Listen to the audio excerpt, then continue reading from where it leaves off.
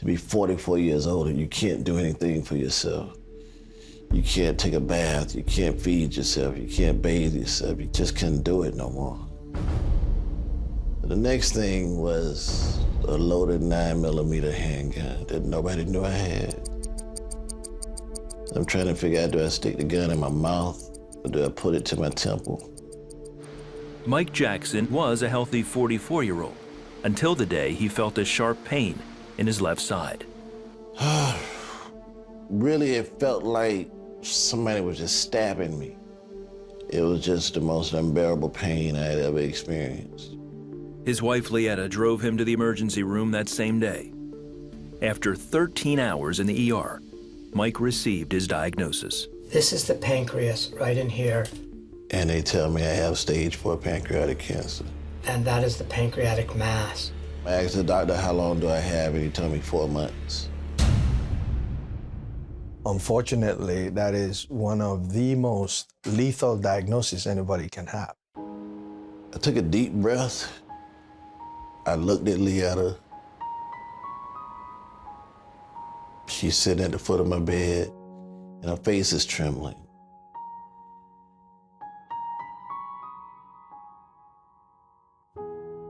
I really don't know what I thought because my thoughts were all over the place. I thought about my daughter.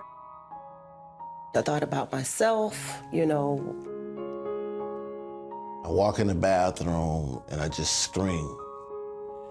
And I'm mad.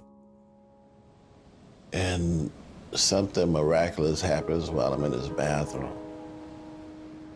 God speaks to me and he says, you will live and not die.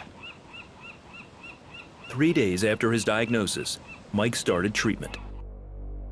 Whew, you know, chemo was every 14 days for 51 hours. My body is taking a beating. I'm weak. I can't walk. I can't do anything for myself.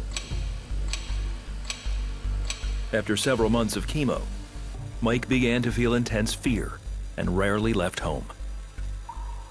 Because all I could hear was 4 months, 4 months, 4 months. And I'm counting the days. I guess you could say the devil was playing with my mind.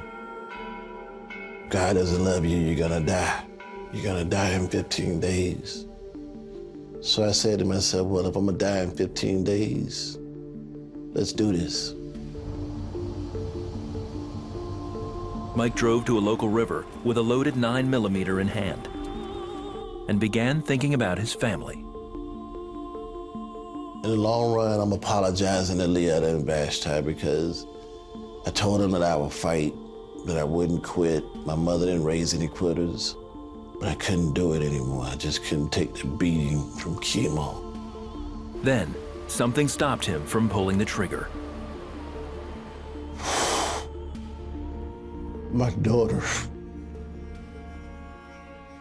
My daughter's face appeared in front of me. She was talking to me. And I was telling her I'm sorry that I can't do it no more. I can't do it. I promised you that I would be here. But I can't do it. I'm sorry. And she was like, Daddy, please come home. And I kept telling her no. She kept telling me to come home. She wouldn't leave. So as long as my daughter was standing in front of me, I couldn't pull that trigger.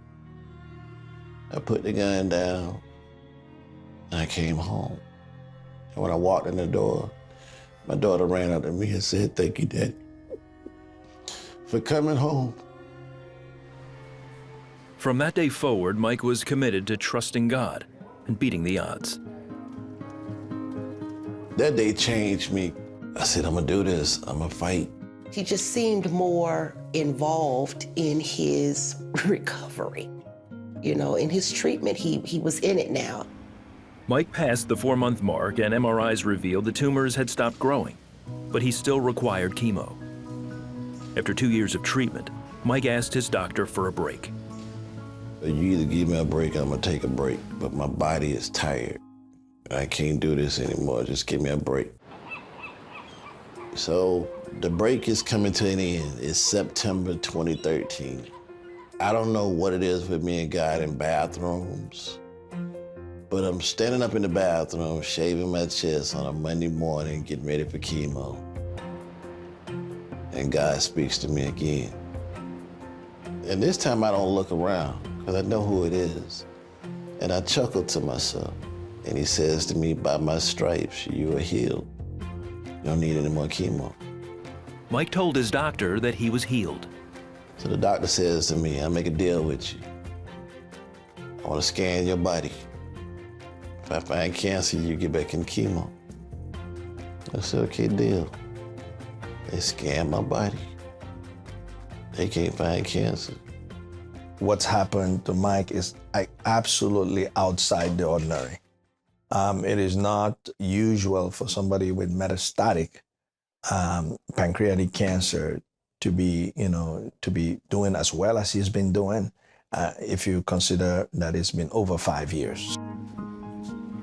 Mike is still cancer-free and has become one of only 2% who survive stage 4 pancreatic cancer.